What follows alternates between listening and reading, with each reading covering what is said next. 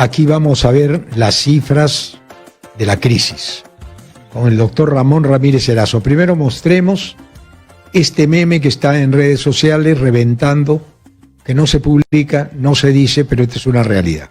Veamos el meme. Este presidente gastó en el referéndum 338 millones, en el nuevo Congreso 400 millones, a Odebrecht se le pagó 524 millones, pagó a la prensa 175 millones, en consultorías 1.000 millones, y ahora el balance abajo que hizo por el país. Hospitales ninguno, colegios ninguno, la economía creció cero, la corrupción al 100% y la deuda con el Fondo Monetario Internacional 38.000 millones de soles. Pero estas son cifras que nos las va a corregir y las va a analizar el doctor Ramón Ramírez Erazo, quien ya se encuentra en línea. Doctor Ramón Ramírez Erazo, muy buenas noches. Buenas noches, Ricardo. ¿Cómo estás? Gusto saludar a tu teleaudiencia. Yo quisiera partir el queque. Sí. ¿Cuánta plata teníamos en caja? ¿Qué pasó con el dinero? ¿Por qué el endeudamiento? ¿Por qué los bonos? Danos una explicación. Yo te estoy hablando como un ciudadano, ¿no? Yo no soy economista. Tú eres un magíster en economía y nos puedes hacer... Doctor en economía. Un doctor en economía. No es fácil conversar con un doctor en economía que tiene una visión exacta de las cifras y de lo que ha ocurrido. Vamos a escucharte, doctor Ramón Ramírez Erazo. Mira, Ricardo, en cualquier país, en cualquier sociedad, las variables macroeconómicas más importantes son el PBI, las reservas internacionales, el presupuesto del país, la tasa de empleo, ¿no? Y los porcentajes de inversión y los niveles de pobreza. Comencemos. Antes de marzo, el presupuesto que se aprobó más o menos en cifras gruesas eran 170.000 millones de soles, un equivalente a 50.000 millones de dólares. Eso es lo que tenía este gobierno para gastarlo todo el 2020. ¿Qué ha pasado? A partir de marzo se ha producido una situación espantosa en términos económicos, ¿no? Uh-huh. Se le ha dado el manejo en forma así arbitraria, sin control alguno al Poder Ejecutivo, de más o menos 110.000 millones de soles, de los cuales el día de ayer el Premier ha reconocido que, dice él, que se ha gastado ya 95.000 millones de soles, cerca del 96% de ese presupuesto COVID, o sea, es un presupuesto paralelo al presupuesto oficial. El presupuesto oficial es 170.000 millones, y como consecuencia de esta pandemia, digamos, el gobierno ha gastado un adicional de 110 millones de soles, que los economistas estiman que esto va a subir en el curso de los meses, de julio a agosto, donde el pico de las muertes sea mucho más grande, más o menos va a llegar a 160.000, 150.000 millones de soles. O sea, estamos hablando en términos claros y precisos que en marzo, abril, mayo y junio nos estamos gastando un presupuesto adicional, ¿ya? Que es totalmente irracional. ¿En qué se ha gastado ese dinero? Se ha gastado fundamentalmente en los préstamos que se le ha dado a la gran empresa. Son más o menos 30.000 más 30.000 millones de soles que se le ha dado como créditos a través del holding de estos cuatro grupos económicos, ¿no? Del Banco de Crédito, del Banco Interbank, el que controla todas las cadenas, el cártel de farmacias, o sea, de Inca Pharma, Medifarma y todas las farmas que hay. A ese grupo se le ha, a pesar de que han ganado dinero con la subida de precios de las medicinas, también se le está dando créditos adicionales. Entonces, son un grupo reducido, un oligopolio del poder económico en el Perú, el que se ha hecho de ese dinero. 5.000 millones de soles se están por destinar a la micro y pequeña empresa en un fondo especial. Hasta el momento no se ha colocado ni 600 millones. Tú comparas, ¿no? 60.000 contra 600 millones a la microempresa. O sea, a las grandes empresas les han dado ¿cuánto? 60.000 millones de soles. 60.000 millones. Ya en dos tramos. Ya. Respecto a ¿qué más? Hay un volumen de cerca de 20.000 millones de soles que en forma ilegal y violando la Constitución, el Banco Central de Reserva, el directorio que tiene que responder políticamente, y acá los congresistas tienen una responsabilidad del país, le está financiando a estas 4 AFPs el pago de ese 25% que se aprobó mediante una ley. O sea vulnerando que la Constitución, o sea, estamos pagando a los 33 millones peruanos la devolución del 25%, lo que es un delito, ¿ya? Porque el artículo 12 de la Constitución señala que los fondos de la Seguridad Social son intangibles. Y estos señores de las AFPs, de las 4 AFPs, esos fondos los malversaron, los timbiaron en Estados Unidos en la bolsa. Y entre el mes de diciembre del año 2019 y el mes de abril de este año, se perdieron 20.000 millones de dólares de esos fondos. Te pregunto, si la Constitución dice que los fondos de pensiones son intangibles, ¿quién autorizó, quién ordenó que estos fondos fueran colocados en títulos de renta variable que son títulos riesgosos? ¿No? Ese es un grave delito del cual tienen que responder, digamos, los que hicieron estas operaciones. Pero lo más grave es que se perdieron esos 20.000 millones de dólares, y cuando el Congreso aprobó en este mes de mayo la devolución del 25%, lo que debieron hacer las administradoras, que son sociedades anónimas, era vender los títulos que tienen en cartera. Títulos que fácilmente se vendían acá en la bolsa de Lima o en la bolsa de Nueva York, y sin pérdida, porque el gran cuco que han metido desde ellos a los trabajadores es que le han dicho que iban a perder parte de su inversión, porque los precios de esas acciones, de esos bonos estaban a la baja. Eso es mentira, porque el volumen que se negocia de los bonos y títulos de peruanos no llega ni al 0.5% pues en Estados Unidos. O sea, se hubiese recuperado ese dinero, se hubiese repatriado capitales del Perú, y eso hubiese servido inclusive para fortalecer las reservas internacionales. Entonces, resumiéndote, ¿no? Son 15.000 millones de soles que los peruanos estamos aportando a través del BCR con un acuerdo ilegal y constitucional, y por la cual tienen que responder estos señores. Porque la Constitución dice claramente, ¿no? ¿Qué cosa es el Banco Central de Reserva? ¿Para qué se crea? ¿Cuál es su finalidad? Su finalidad es manejar la política monetaria del Estado, ¿no? Y expresamente señala, ¿no?, que el Banco Central tiene como finalidad, como fin, preservar la estabilidad monetaria, regular la moneda y el crédito. Fíjate, y acá hay una provisión expresa. El Banco de Reserva está prohibido, dice, de conceder financiamiento al Estado, y menos puede financiar al privado. Si no le permite financiar al Estado, menos lo puede hacer con un sector privado. Y acá en este caso son 15.000 millones de soles que se le está entregando a estas empresas anónimas, ¿no? Empresas de capital anónimo, sociedades anónimas. Por lo tanto, acá la inflación está clara y el Congreso tiene que actuar. Ya. Entonces, fíjate, tienes... Bueno, yo lo que estoy escuchando... 15.000, tienes, hace un total a 10.000 millones de soles que se han gastado en gastos de salud, policía, defensa, y los últimos 500 millones que se entregaron a los alcaldes que se han derrochado, malgastado estos dineros, ¿no? Como el cuento de las canastas. O sea, las canastas no han llegado pues ni al 20% de la población, ¿no? Esto suma más o menos 110.000 millones de soles que le cuesta. ¿A quién le cuesta? ¿A Vizcarra no le cuesta? ¿A la ministra Alba tampoco le cuesta? Nos cuesta a nosotros, porque esto se va a pagar con impuestos que tenemos que pagar el próximo año. Ahora estamos en una situación de una suspensión hasta el mes de julio, y en julio nuevamente la ciudad va a volver a cobrar, y los bancos van a volver a cobrar los créditos que están acá impagos, suspendidos. Pero lo más grave es lo siguiente, Ricardo, fíjate. Ahora, perdón que te interrumpa un ratito. Lo más curioso es que de esto nadie habla.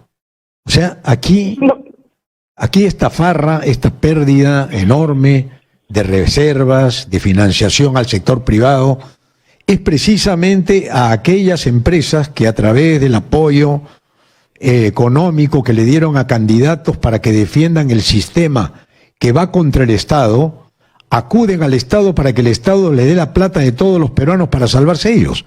Esa contradicción ¿Cómo es que no le escucho en ninguna radio y en ningún programa de televisión? No entiendo. No, el modelo funciona así, es una dictadura neoliberal con métodos policíacos, ¿no? Para someter bajo el miedo a la población. Fíjate, Ricardo, pero lo más grave no es eso. No es lo más grave todavía. Vamos a escuchar que es lo más grave, porque ya es más grave que eso. Acá no, lo más grave, Ricardo, sí, es que los 33 millones de peruanos hemos perdido cerca de 44 mil millones de dólares de riqueza. Porque eso es lo que se estima, y a diciembre eso va a subir posiblemente a 60 mil millones de dólares. Eso es la riqueza que el Perú ha dejado de percibir, lo que los abogados llaman el daño emergente, ¿no? Tú sabes que el daño en derecho tiene 4 variantes, ¿no? El daño emergente, el lucro cesante, o sea, lo que tú dejas de ganar, el daño moral, o sea, lo que se ha causado psicológicamente a la población, los problemas de salud mental colectivo que se están viendo, y el daño psicosomático que se causa a la persona. En este caso, el daño emergente, el daño tangible, concreto, real, es más o menos de 44 mil millones de dólares, que es una riqueza que se ha esfumado. ¿Por culpa de quién? Del gobierno, no del Estado. Hay que distinguir entre Estado, nación, gobierno y país. Es del gobierno, y en este caso la responsabilidad es del señor Vizcarra y su gabinete por haber perjudicado la economía de los 33 millones de peruanos. Y los ha perjudicado porque, como uno de tus oyentes acaba de hablar, ¿no?, ¿de qué ha vivido en estos 3 meses y medio la mayoría de peruanos? El 98% de qué ha vivido. De sus ahorros. Los ahorros que tenía. Claro, los ahorros que tenía, pues, Ricardo, o sea, el gobierno, no el Estado, el gobierno les ha esquilmado sus ahorros. Es como si te colocaran un impuesto allí y el gobierno se queda con ese impuesto.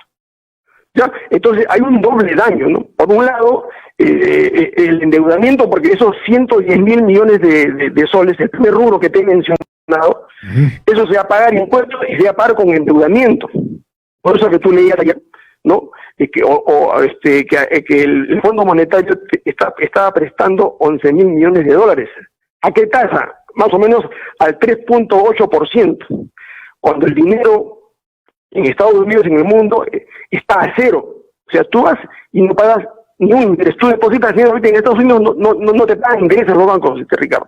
Pero nosotros vamos a pagar 3.9% por esos intereses, que por esos 11 mil millones de dólares que supuestamente el gobierno está recibiendo. ¿Para qué? Para seguir con la farra, pues, ¿no? Como les ha quedado corto los 110 mil millones de soles, necesitan más plata. Esos 11 mil millones de dólares son más o menos 40 mil millones de soles adicionales. O sea, súmale los 110 mil, estos 40 mil sale 150 mil millones de soles. De una pregunta, Ramón, perdóname que te interrumpa, yo quiero ponerme en el fil de la balanza. ¿Tú podrías contrarrestar en un debate con cualquier economista lo que estás diciendo y lo que estás sustentando? ¿O te estás aprovechando, digamos, de el tiempo que yo te concedo aquí en Exitosa para que, como abogado y doctor de economía, hacer una exposición sin la contraparte que podría refutarte y decirte que estás totalmente equivocado? ¿Aceptarías eso? Ricardo, yo desafío, mira, en economía hay 3 escuelas, ¿no? La escuela neoliberal manchesteriana, que está, digamos, que son los economistas de la Universidad del Pacífico, de SAN, de la Católica, de San Ignacio de Loyola, que son los que han manejado este país desde el año 1950. Ellos son los que han manejado el país, esos economistas, ¿no? Que trabajan para el Fondo Monetario, para el Banco Mundial, lo destacan cada cierto tiempo. Acá están 1 año, 2 años, esta chica, esta buena moza, esta Marialba, por ejemplo, que es hija del rector de la UNI, y que está ahí porque su padre ha sido profesor del señor ingeniero Vizcarra, termina su periodo acá y seguirá pues como funcionaria al Banco Mundial, ¿no? Ese es el premio, o al Fondo Monetario. Es lo mismo que pasó con Mercedes Arauz. Mercedes Arauz ha sido funcionaria del Banco Interamericano, de Castilla, de todos los ministros que han estado acá. Después se les premia afuera. Lógico, pues con su sueldo millonario, luego de haber entregado al país a los intereses transnacionales. Pero lo concreto acá, Ricardo, es lo siguiente, mira. La otra escuela, en economía todos lo conocemos. Tú ves que los grupos de poder acá en el Perú tienen sus no solamente tiene sus operadores políticos, tiene también sus operadores económicos. Y en el Perú, pues, los operadores económicos desde el año 90 es el IPE, o sea, el Instituto de Operación de Economía que controla Roberto Abusado de la Confies, y que es la que promueve pues esta economía neoliberal de libre mercado salvaje, porque hay economía social de mercado, es una economía salvaje de mercado que prioriza la obtención de la ganancia como del lugar, sin interesarle al ser humano. Tienes ahí a Boloña, que tenía en la época de ministro, tenía también su Instituto de Economía Libre con Raúl Descanseco. Y tienes a todos los economistas que desfilan a un exministro fujimorista que aparece pues como un gurú en todos los canales, ¿no? ¿Quién es? Cuando en la época de Izquierdo, González Izquierdo, ¿no? González, sí. Que sí, es un ministro manchesteriano, y tienes toda la retaíla de ministros, ¿no? que fracasados, incapaces, porque ellos son los que han coadyuvado, digamos, a que el país esté en estos momentos en esta situación de postración. Ahora, una cosa... Ellos son los operadores, los operadores intelectuales de esto. Y los operadores políticos son otros, ¿no? ¿Y qué cosa defienden? Los intereses, pues, de las grandes corporaciones internacionales, con su ideología de libre mercado, ¿no? Que la venden a toda la población a través de sus canales de televisión, 2, 4, 5, 7, 9, 12, 13, 15, todos los canales están a un servicio. Periódicos. Y los invita, a mí jamás me dan a invitar pues a un canal de ese tipo, ¿no? ¿Por qué? Porque yo acabo de terminar, Ricardo, luego de 10 años de estudio, una obra, creo que es la más importante que he escrito en este tiempo, no son 10 años de estudio, se llama Crecimiento Económico y Distribución de la Riqueza en el Perú. 1980-2018, ¿no? Con modelos econométricos corriendo en computadora, ¿no? Para demostrar, ¿no? Que ese modelo, porque el punto de ruptura es el año 80, eso tiene que tener claridad. Este modelo empieza en el 80, se profundiza el año 90 con el golpe de Fujimori y se cambia la constitución. Pero eso empezó el año 80 con Belaúnde, ¿no? Ese modelo neoliberal fue el que reemplazó al modelo anterior, al modelo estatista, no socialista ni comunista, el de Velasco Alvarado. Una pregunta, ¿no? Perdón que te haga una pregunta. ¿Por qué los neoliberales sostienen que el Perú, gracias al neoliberalismo, ha sacado de la pobreza a cientos o millones de peruanos? ¿Es verdad eso? Ya. Eso es materia de este libro. Eso no es cierto, porque ellos trabajan con una variable que se llama el producto per cápita, ¿no es cierto? ¿Qué cosa es el producto per cápita? Es el producto total, o sea, el PBI, que en el Perú son 241 millones de dólares, dividido sobre la población, que son 33 millones de habitantes. O sea, el per cápita de un peruano en estos momentos más o menos sería 8.000 dólares anuales. Te pregunto, un peruano de la sierra, de los Andes, de la selva, acá de los pueblos jóvenes, gana 8.000 dólares mensuales. Al año, digamos, al año. No, pero al año, 8.000 dólares, que son más o menos 8 por 3, cerca de 29.000 soles anuales.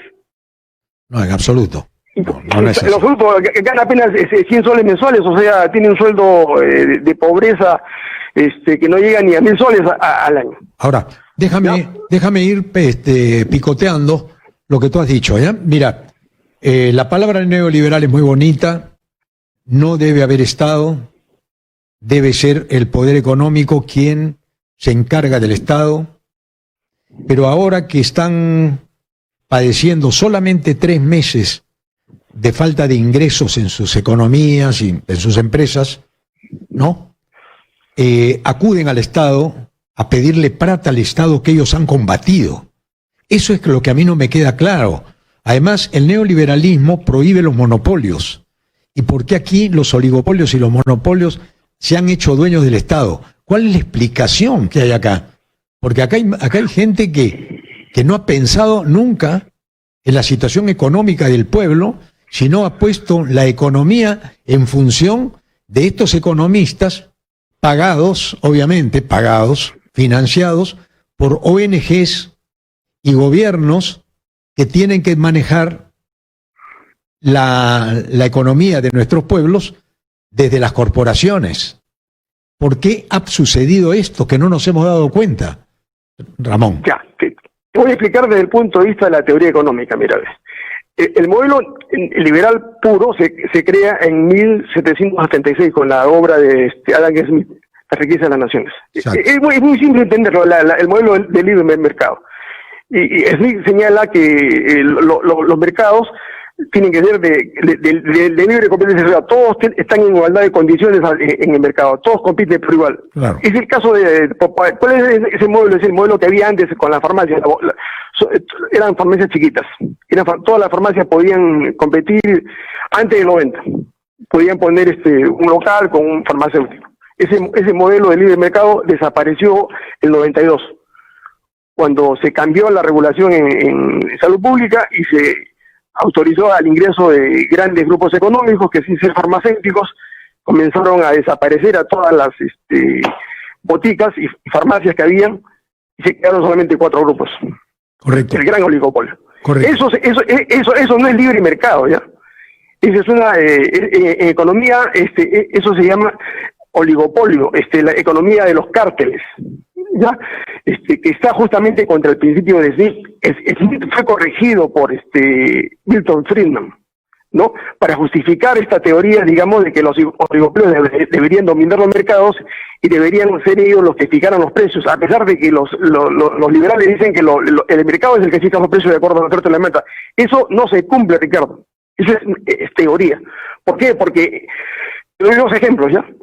Si fuéramos consecuentes con el pensamiento económico liberal y neoliberal, en el caso del transporte público, el metropolitano, ese transporte no está sujeto a la competencia de 2, 3, 4 empresas de transporte, sino que el municipio, o sea, nosotros los limeños tenemos que pagarle cada año 400 o 500 millones de soles a esas compañías para que puedan funcionar. El mercado es el que define, y por qué nosotros tenemos que, los limeños, pagarle ese dinero como utilidades a las empresas. Dicen ellos que trabajan a pérdida. Está bien, pues si trabajan a pérdida, que quiebren y que vengan otros jugadores, otras empresas, a manejar el transporte en el país. Lo mismo sucede con la cuestión esta de las ATP. Las ATP, donde un sector de privados, un 20 o 30% de privados, le pide al Estado que le financie. Por ejemplo, el tren eléctrico, ¿no? Todo el tren eléctrico que hizo Alan García, que costó al país cerca de $1.000 millones, y ahorita el otro tren que está por el subterráneo, que definió Humala, que nos cuesta más o menos $5.000 millones, eso lo estamos pagando nosotros. Y luego el Estado se lo va a entregar en concesión a los privados para que hagan el negocio del transporte, sin ningún tipo de riesgo. Cuando eso no debe ser así. Lo que debe ser, digamos, en economía, es que el empresario, como en China, ¿no? Con la gran empresa transnacional, focaliza un proyecto, por ejemplo, el tren eléctrico. Entonces, ellos invierten todo el presupuesto, ¿no? 2.000, 3.000 dólares el costo del presupuesto, y luego con la explotación del presupuesto van recuperando su inversión. Pero acá no, el que invierte es el Estado, ¿no? Es de la situación del falso liberalismo, por eso se llama neoliberalismo. Y en el Perú, digamos, y en América Latina el modelo está generalizado, ¿no?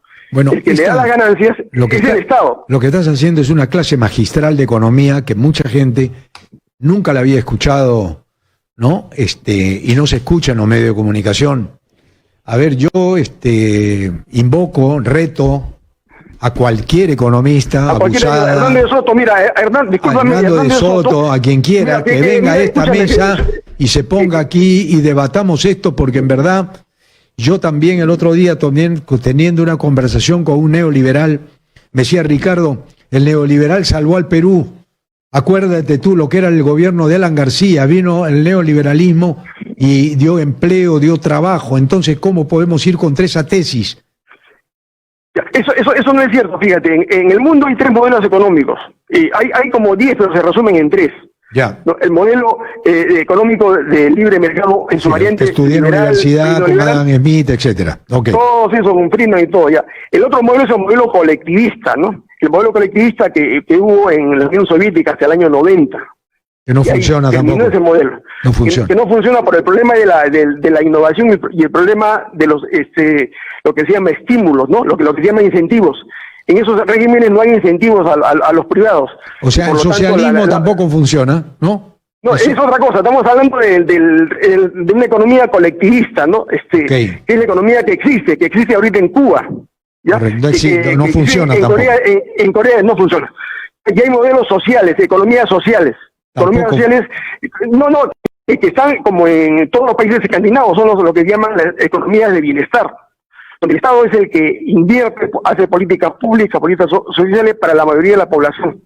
Y ellos, digamos, permiten que funcione el mercado, los empresarios ganan sus utilidades, pagan sus impuestos, y el Estado distribuye a la mayoría de la población, lo que no sucede en el Perú, pues. Mira, aquí el empresario paga de sus en impuestos cerca del 40%. Y esa plata va al Estado y el Estado se farrea también los impuestos de los empresarios. Los empresarios, yo conversaba con un empresario ayer y me decía, Ricardo, yo pago 40%.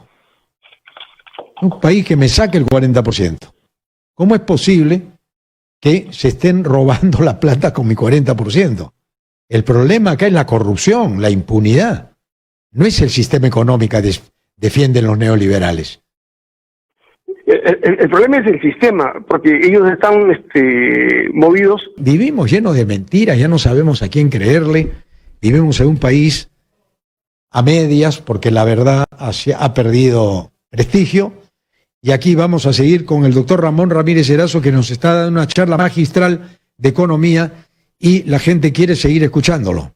Doctor Ramírez Erazo, ¿usted está en la línea todavía? ¿Se mantiene ahí? Sí, acá. Ya, sí, acá te escucho, Ricardo. Perfecto. Yo quisiera hacer algunas preguntas de comunes, ¿no? Los economistas trabajan para los grupos económicos, ¿no es cierto? Así es. Alguien me decía una frase que era bastante interesante. Me decía, si los economistas saben tanto, ¿por qué no son millonarios los economistas y son contratados más bien por las grandes empresas? Y no forman ellos, ya que saben tanto, empresas propias para desarrollar, en base a sus conocimientos, proyectos empresariales. ¿Por qué tienen que trabajar siempre para el Fondo Monetario y para las grandes empresas? ¿Cuál sería tu respuesta sobre ese tema? Es fácil, hay que revisar. Los que conocen economía revisan algo de historia económica. Los más grandes economistas que han existido en el mundo son Adam Smith, el padre del liberalismo. Son John Maynard Keynes, que es el padre del liberalismo intervencionista. 1929, la gran crisis de Wall Street. No, Milton Friedman, ¿ya? Otro neoliberal. Carlos Marx, que es el que auspicia, es el mentor de la economía colectivista.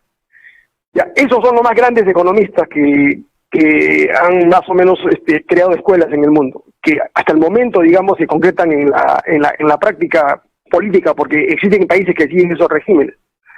Pero, Ricardo, yo acepto el reto de cualquier economista liberal, neoliberal. Yo soy un economista social, no socialista, no comunista, porque eso no existe. El comunismo no existe. Hablan estupideces.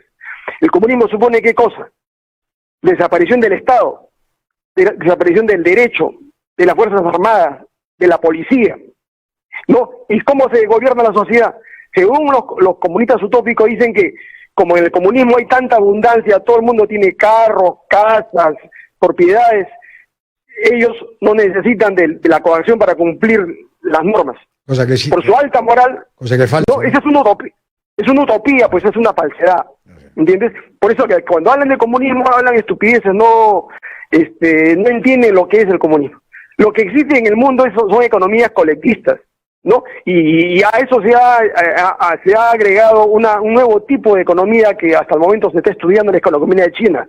La economía de China es un capitalismo de Estado, porque el Estado es el propietario de las empresas, la mayoría de empresas en China, o China es un socialismo de mercado, es decir, un régimen socialista que juega con las leyes de economía de mercado, ¿no? Los economistas toman posición por uno o por otro lado, Pero en el mundo hay tres grandes modelos. Y en el Perú, el modelo que existía hasta el año 79, cuando se cambió la Constitución, era una economía social de mercado. Así lo dice esa Constitución que firmó Aya de la Torre. Ya es una economía de transacción entre los grupos apristas y social cristianos, y algo de los izquierdistas de esa época. Pero quebraron el país también, quebraron el país. No es así, Ricardo. Te hablo con cifras yo. Te estoy hablando yo de economía en serio. Okay. ¿Qué es lo que pasó? Desde el año 80 hasta el año 90, en que funcionó ese modelo de economía social de mercado, Belaúnde comenzó a privatizar las empresas. Belaúnde fue el primero que no pagó la deuda externa y que fue seguido por Alan García. Y en el mundo se produjo una gran crisis internacional. Ahora, ¿por qué se produce la crisis en el mundo? Sencillamente porque toda América Latina, México, Brasil, Colombia, Argentina, todos estuvieron, digamos, agarrotados por la deuda externa que habían contraído en la década del 70. O sea, los militares desarrollaron el capitalismo en el Perú. Mira, acá tengo una frase breve de un informe de la CIA del año 64, ¿no? Cuando ellos hacen el análisis, ¿qué cosa era el Perú? Dice, en el Perú el poder político era monopolizado por una pequeña oligarquía compuesta por intereses agrarios, comerciales, mineros e industriales, en alianza con los militares y la jerarquía eclesiástica. En esa lucha entre esas facciones, dice, por el poder al interior de la oligarquía, el factor decisivo siempre ha sido los militares, como árbitros finales de la política peruana. Por eso que ellos, la CIA, el FBI, el gobierno americano, apoya el golpe de Velasco Alvarado. Ellos diseñan ese golpe, ¿por qué? Porque en el año 62 Hugo Blanco se había hecho un movimiento en el Cusco, no para implantar el comunismo, sino para convertir en capitalistas a todos esos pequeños agricultores. En Quillabamba la propiedad se fraccionó, se convirtió en capitalistas agrarios a los agricultores de esa zona. Cada uno tuvo su parcela. Ese es el modelo de Adam Smith. Adam Smith quería un país, que Inglaterra sea un país de pequeños propietarios. Eso es lo que hizo Hugo Blanco en Quillabamba, en el Cusco. Y el modelo más grave fue el año 65, cuando estallaron las guerrillas. Y los militares y los americanos, la CIA, el FBI, el gobierno americano se dio cuenta, ¿no?, que no podían dejar esto así. Y tenía esto que cambiar. ¿Por qué? Porque si no, los Andes se convertían en una sierra maestra. Ya Castro había dado un golpe en Cuba, había instaurado ahí un gobierno desde el año 59, el 1 de enero. Entonces, el gobierno americano, los intereses americanos favorecieron ese golpe para colocarlo inicialmente a Belaúnde del año 63 con Pérez Godoy y Nicolás Lindley, y como Belaúnde se arrodilló y concilió con los grupos de terratenientes, con Rodríguez, con Aya de la Torre, falló, y el año 68, 3 de octubre, dieron el golpe con Velasco Alvarado. Mira, ¿para qué? Para desarrollar en el Perú el capitalismo. Eso lo ha hecho la CIA, el FBI, Ricardo. Correcto. ¿Ya? O sea, no es segmento mío. Mira, yo sé que en este momento está saliendo llamas aquí en Exitosa, porque nunca han escuchado a un economista decir lo que dices tú. El número de documento, ya dice Political Prospect en Perú, Gobierno de los Estados Unidos de América, documento EO 1993-006. Ramón, un documento descifrado de la CIA, ¿no? Una pregunta, Ramón. Hay gente que me está preguntando dónde te graduaste tú de economista y cómo eres doctor en economía.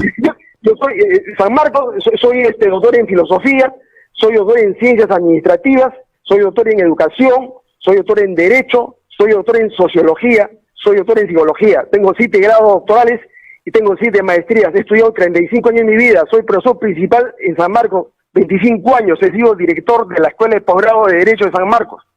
Tengo 85 libros publicados. Este último libro son 1.150 páginas.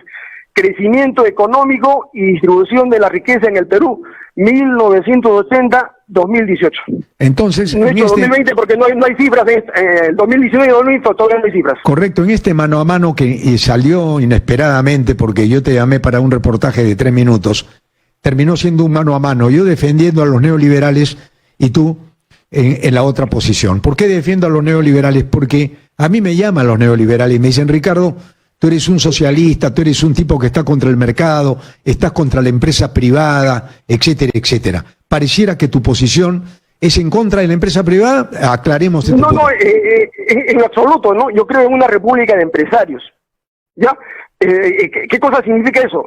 Que el Estado promueva, ¿no es cierto?, créditos a la pequeña y mediana empresa. Ellos no tienen acceso al crédito porque hay un oligopolio acá de 4 grupos financieros que controlan el crédito y que son los que se emprestan entre ellos y no dejan crecer al resto de pequeños empresarios. Ellos jamás van a poder ser grandes mientras existe ese sistema asimétrico en el Perú, en el mundo de las finanzas. Una pregunta también, perdón Ramón, te tengo que cortar. Una preguntita. Este neoliberal amigo me decía, Ricardo, no es verdad que aquí se cobren más impuestos que en otros países. No. Y yo quisiera que me aclares bien sobre las tarjetas de crédito y los altos impuestos que cobran los bancos acá. ¿Cómo está la banca peruana en relación a la banca internacional, la banca de Estados Unidos, la banca europea? ¿Cómo está? Fíjate, nosotros tenemos una ley especial, una ley que ultraliberal del sistema financiero y que regula, desregula. La ley en el Perú es desreguladora, le da libertad a los bancos y financieras para cobrar lo que le da la gana, como intereses, comisiones. Ahí no funciona ninguna regulación. Por eso que ellos se oponen a que se ponga una tasa fija por el BCR en las operaciones comerciales. Eso no sucede en Estados Unidos ni en otro país. Fíjate, pero te quiero aclarar una cosa más respecto a Hernando de Soto. Por ejemplo, Hernando de Soto tiene la tesis en el otro sendero del origen y las causas de la informalidad, que es un tremendo error. Él cree que la informalidad, o sea, ese 70% de peruanos, que son cerca de 15 millones de peruanos, que son ambulantes, que son taxistas, colectiveros, que tienen empresas sin licencia, ama de casa, y todos esos informales que no dan recibo ni documentos, eso se va a solucionar accediendo a la legalidad, eliminando los trámites burocráticos, sacando su rubro en la ciudad. Eso jamás va a ocurrir, Ricardo. Ese problema es un problema irresoluble en el mundo. Desde 1755 no se ha podido eliminar eso. ¿Por qué? Porque la solución económica es que la empresa privada, que es el motor de la economía según los neoliberales, debe invertir y crear empleo. Pero no lo hace. Y nunca lo va a hacer. Porque para ellos no es rentable, la tasa de rentabilidad es demasiado baja para darle empleo a estos ambulantes. Y por lo tanto, como no genera empleo, toda la vida van a ser desempleados, y según la ley de Darwin, para poder sobrevivir, tienen que ellos que salir a vender sus chucherías, las cosas que fabrican los formales. Al contrario, esa informalidad es el cara y sello de la formalidad. La informalidad no existiría si no hubiera esos formales, que son los que producen y le dan los productos que venden sin recibo, sin factura a estos informales. Entonces el error de Soto es gravísimo, ¿no? Porque cree que él formalizando, legalizando, aminorando los trámites, estos informales se van a formalizar. Eso jamás va a ocurrir, porque el 15 o 20% de impuestos que va a pagar por la formalización es la utilidad del informal, es la utilidad del informal. Qué interesante. Ellos nunca Ramón. lo van a querer hacer. Mira, Ramón, realmente yo te llamaba para solamente hacerte 2 o 3 preguntas y me he quedado contigo todo el programa, y creo que en estos días próximos voy a voy a cursar una invitación para debatir con otros economistas que tienen posiciones antagónicas a tu tesis. Y finalmente, cuando termine el coronavirus, sentarlos en una mesa redonda y poder discutir esto, porque lo que yo he escuchado hoy día, de tu punto de vista, ¿no? No se escucha jamás. Acá nos hablan de comunistas, de socialistas, cuando lo que no se habla es cómo resolver el problema de los pobres en el Perú, porque los pobres son necesarios en una economía neoliberal. Lo acabas de definir tú magníficamente. Las empresas formales no podrían vivir si no existieran los ambulantes que venden sus productos. Y que no están en planilla de esas empresas. Así es. O sea, a ellos les convienen los ambulantes. Así es, porque tendría que pagarle los costos laborales y los costos de seguro, que son cerca del 18%. Qué interesante, ¿no? Mira. Esa es la utilidad, pues, del formal, ¿no? Y que no entiende el gobierno, no entiende estos neoliberales, y no saben que la raíz está en el propio modelo que ellos tienen, ¿no? Mira, Ramón. Entonces, yo escúchame, finalmente, para aclarar las cosas, bien, porque estos economistas agarran y llevan el debate al San Benito, ¿no? Yo no soy comunista, al contrario. Yo creo que el comunismo es una ideología, digamos, que jamás ha tenido éxito en ninguna parte del mundo. Segundo, yo creo en la economía social de bienestar, economía para las grandes mayorías, para la gente que quiera, digamos, tener la posibilidad de vivir dignamente, con salud, con educación, con trabajo, ¿no? Con familias integradas, con una educación que alcance de todos, sin discriminación.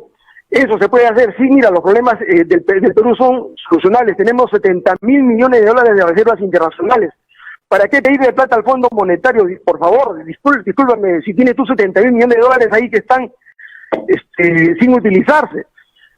Es una locura lo que está haciendo. Se están gastando 150.000 millones de soles en gasto de esta pandemia, cuando lo que debió hacer el gobierno es crear un potente sistema de salud, medicinas gratis para la mayoría de la población, un sistema de salud que pueda atender a la mayoría que tenga problemas, porque esta pandemia solamente afecta, y esto lo consultado con médicos, solamente afecta a un 10% de la población, porque el otro 90% son asintomáticos o no van a estar, digamos, expuestos a grandes riesgos. El gran riesgo es para ese 10%. Muy bien. Ramón, muchísimas gracias. Podría hablar contigo toda la noche. Se ha dejado la pica en Flandes, has puesto los puntos sobre las IES. Los economistas neoliberales deben estar diciendo a este tipo habría que agarrarlo en un ring y pegarle a golpes para ver si le cambiamos su forma de pensar, porque nunca nadie había escuchado a alguien que pudiera sustentar tan bien como lo has hecho tú y con una inteligencia realmente increíble, una recordación histórica asombrosa, y desde aquí aceptas el reto para traer un día a Ramírez, ¿cómo se llama? González Izquierdo, y debatir con él. A González, a Hernando de Soto, a todos los neoliberales que quieran, no tengo problemas. Y lo que te hablo es la última investigación que efectuó 1.100 páginas, 10 años de investigación, Ricardo. Correcto, muchas gracias. Fue el doctor Ramón Ramírez Erazo en un mano a mano con Ricardo Belmont. Es un decir porque no podría estar en un mano a mano en el mismo nivel. Caballeros, vámonos a un corte en unos instantes, pero ahora quiero leerles el artículo 84 de la Constitución que dice: la finalidad del Banco Central es preservar la estabilidad monetaria. Sus funciones son regular la moneda y el crédito del sistema financiero, administrar las reservas internacionales a su cargo y las demás funciones que señala su ley orgánica. Señoras y señores, el Banco Central está financiando a las AFPs contra la ley. Es la conclusión que he sacado, que el Perú está endeudado hasta las patas, teniendo reservas, y que aquí se farrean el dinero de una manera increíble.